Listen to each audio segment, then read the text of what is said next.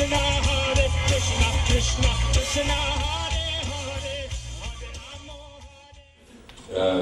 economy, the American economy for the last 5-6 years, despite the explosion of the bubble, but even then the American economy has been growing 3, 4, 5% per year, and people are more prosperous today than in any time in history of the last 5,000 years. And the effect is still there. So I was in a way fortunate to be able to participate in this bubble and to make money out of it. After selling my company, I decided then to become a venture capitalist, and rather than building companies on my own and to manage them from morning till evening, I decided to take the kind of lazy approach and let other people do the management, and me just put in the money. Now that sounds lazy, but I can tell you it's as much hard work as doing it yourself, because you're, instead of doing it with one company today, Great Investments has about 20 companies in our portfolio of companies. One of them recently that we brought to the stock market in London, a company that's in the business of media and interactive television, entertainment, that started 3 years ago. It was a spin-off from a very successful Dutch company called Endemol. I don't know if you ever heard of it. It has Big Brother, yes, Big Brother. They were the creators of Big Brother. Yeah, Fear Factor. Now, if that's a contribution to the spiritual well-being of human society, history will decide. I don't think so, but it's made a lot of money, and it gave me the basis of starting a new business. I was able to, 3 of the senior executives of this company decided to leave 3 years ago. The company was sold to the Spanish telecom operator Telefónica. They paid 5.6 billion euros for Endemol. The founders, John de Mol and Joop van den Ende, they became instant billionaires, and they made a fantastic deal. But after Telefónica bought the company, a lot of people got frustrated, and the senior management decided to do this on their own, but they needed an investor, so they approached me. I put money into the business. I took a 50% stake in the company, and within 3 years we were able to make it successful. In fact, 2.5 years, and just 2 months ago we floated it on the London stock market for about 160 million euros. We raised 35 million euros in cash to facilitate the expansion of the business, and today the company is growing like anything. We just acquired 2 other companies, and it's going to be a very successful business. And there are 15 other companies that we have invested in. Recently made an investment in a whole new area, which is renewable energy, which I'm personally extremely excited about, because renewable energy, wind energy, solar energy, biofuels has an amazing potential. The fact is that with the oil price going up and up, it's today $70–75 per barrel, and you can all notice that when you put gasoline in your car, and you can see that prices have gone up. In the last 3 years, the price of oil has quadrupled. So all the alternative sources of energy are now profitable. And 3 weeks ago, I was invited to a presentation given by one of the top experts in the world, an American, whose firm gives consultation to governments around the world on energy policy, including the U.S. government, the German government, the Danish government, the Dutch government.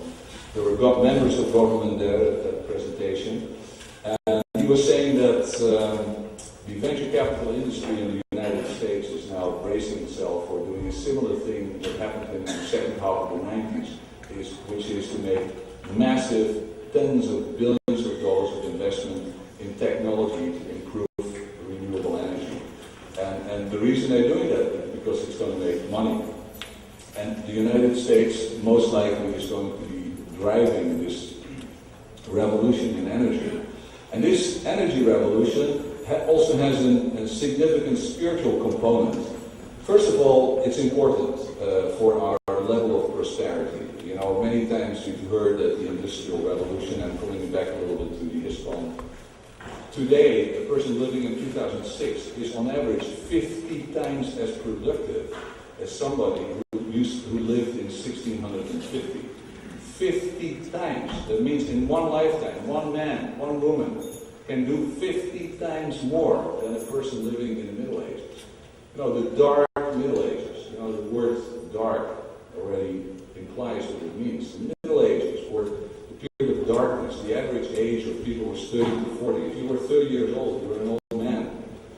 People were totally ignorant. They had no idea about hygiene, about medical things. They thought the earth was flat. They thought the earth was the center of the solar system. I mean, these were dire, difficult, difficult times. It's been said, in fact, we know that Kali Yuga started 5,000 years ago, 500 years ago. Chaitanya Mahaprabhu came, and he introduced the golden age in Kali Yuga, which doesn't happen every Kali Yuga. Kali Yuga is bad. We know that, and the next, after the 10,000 years of golden age in Kali Yuga, we're going to enter into Kali Yuga real, so we better really make sure to be out of here at that time, because it's going to get really bad, and in the Middle Ages it's going to be like a 5-star hotel compared to what's going to happen 10,000 years from now. But the advent of Chaitanya Mahaprabhu, and it's amazing, if you look at history, around 1500, we see a total change in the world. First of all, the United States gets discovered. Although one could argue that's a totally European xenophobic point of view because the Indians were already living here, so how can you say it was discovered? But it became part of the world community. You could see that at that time the Renaissance, and that's a very significant point, the Renaissance, the resurgence of desire to understand philosophy, science, the scientific revolution started around 1500 at that time. And the scientific revolution changed the world. It initiated the technological and the industrial revolution. So it had a major impact in the entire development of the world, both on the social, economic, and political level. That's not to say that the last 500 years have been brilliant. I mean, they've been awful. We had 2 world wars. We had the most horrible things, crazy things, and crazy things are still going on today. On the other hand, the average age in the industrialized world today is between 70 and 80, which is quite different from between 30 to 35, which it was in the Middle Ages. Our level of knowledge, our understanding of the human physiology, the understanding of psychology, the understanding of the universe, science, all of these things have improved tremendously. So we can see that there is an upward development in a positive direction, and there's no doubt that this has to do with the appearance of Chaitanya Mahaprabhu 500 years ago and the introduction, the beginning of the golden age of Kali Yuga. And we are part of that. And what's happening in the world today is an unfolding of that same process. And the Industrial Revolution, because that's how I started talking about it, is in the first stages was dirty, it was stupid, it was exploitative, and it was horrible. Yet, today, the technologies that we can have a standard of living which is even much better than today, without all the dirt, without all the negative side effects, without all the pollution and the climatological problems. And one of the key drivers here, on the one hand, has been information technology, but information technology improves quality of society, and we've seen it already happening over the last couple of decades. On the other hand, is energy. And there's a serious problem that our entire industrial base and the Industrial Revolution has been driven initially by coal and later by oil, all fossil fuels. And fossil fuels are dirty. They produce CO2, they produce all kinds of pollution and negative side effects. Now, what's happening that because of the oil crisis that already started in the 70s, renewable energies were dug into. Windmills, solar energy, biofuels. Now, just recently a report came out from a very authoritative scientific institute that said that if all the agricultural land, which today is being utilized to feed the meat industry, because we know that in order to produce 1 kilo of meat, you need about 10 kilo of crops. Now, if we use that same land to produce biofuels, like corn, like sugarcane, like different types of grasses, there's all kinds of crops now that are being produced that can be turned into fuel, that we can already provide 25% of the world energy needs. Now, this is revolutionary, this is astounding, and it's in total support, a confirmation that the vegetarian lifestyle, which would be one of the keystones of our Vaishnava culture, that the vegetarian lifestyle not only is right from an ethical and moral and a spiritual point of view, but it's even economically, it's going to be totally justified from an economic point of view due to the fact that you can now produce more cheaply fuel out of crops than you can use it to feed the McDonald's of this world. So that's revolutionary. Now, secondary, the alternative renewable energy situation in the world and the technological developments that have taken place are such that we can supply within 15 or 20 years all our needs with solar, bio, and wind energy. 100,000 windmills would be enough to produce, would be sufficient to provide the entire United States with electricity. If you take a country the size of Belgium and you cover it with solar cells, you can provide all the electricity needed by the United States of America at the present level of consumption. The results are astounding, and with the investments that are going to go in, billions of dollars, it's only going to improve. Wind energy over the last 10, 15 years has already been quadrupled in efficiency. It's now 4 times more efficient than it was only 10 or 15 years ago. So can you imagine with the billions of dollars that are going to be invested in further improvement of these technologies, it's going to be a revolution.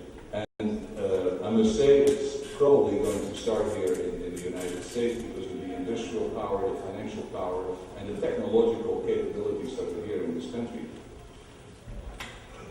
So Ring Investment has recently made an investment, took 25% stake in a company that produces windmills.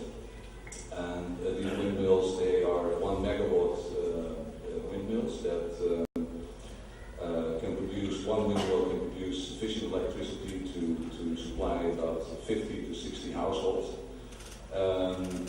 And the demand for this type of energy is growing at an amazing rate. You could say that $50 per barrel of oil is the turning point.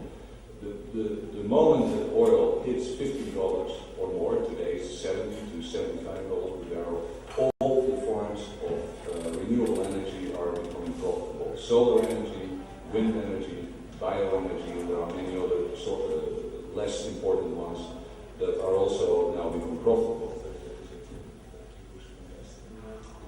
Well, yes, I think if of course it's not an easy thing to do because it requires capital investments, it requires technology, so it's not something, I'm going to start my own windmill company. But yeah, entrepreneurs have done that, and if you have a feeling for that, and if you have the resources, I would certainly say that that's an area that can be extremely interesting, and also from an agricultural point of view. Agriculture is going to change.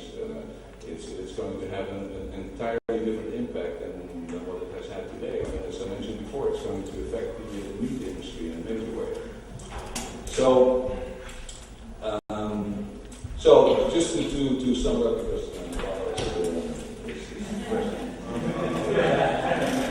to come to a kind of a closing or conclusion.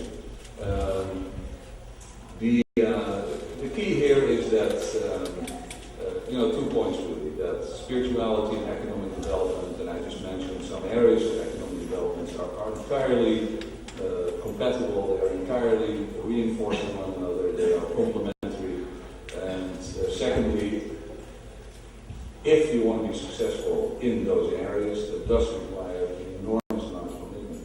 But that counts for everything. Nothing is achieved in this world without discipline, hard work, commitment, motivation. That counts for spiritual development, that also counts for material development. But that's nothing new. The fact is, though, we have to at least philosophically be convinced about it. Just like when we became devotees, we were told about the regular principles and about the different sadhanas and so on.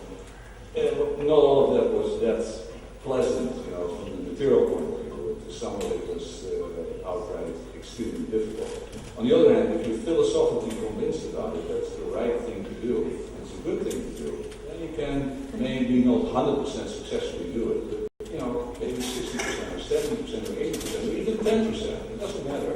Whatever progress we can make in this area is going to be beneficial. It's going to improve the quality of our lives, and it's going to improve the quality of all of our lives. And that's why ISKCON was created. It's an organization that simply has the intention to improve the quality of life on this planet, materially and spiritually.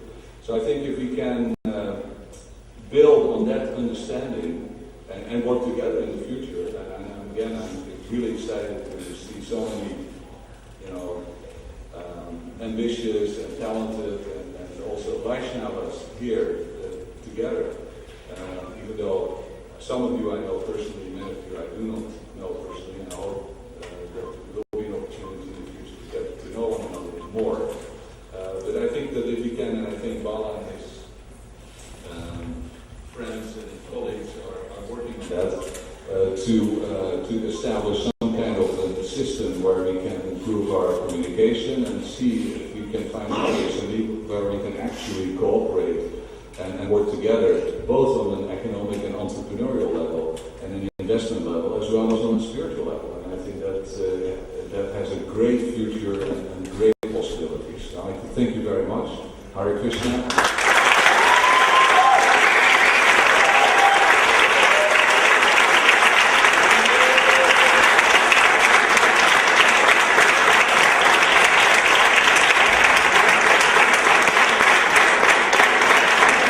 I should also just point out that my father flew in especially from Amsterdam today, just really to speak here.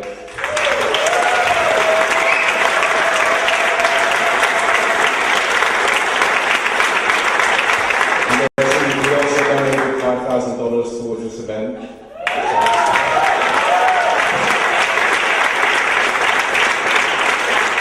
So the audience is very important. So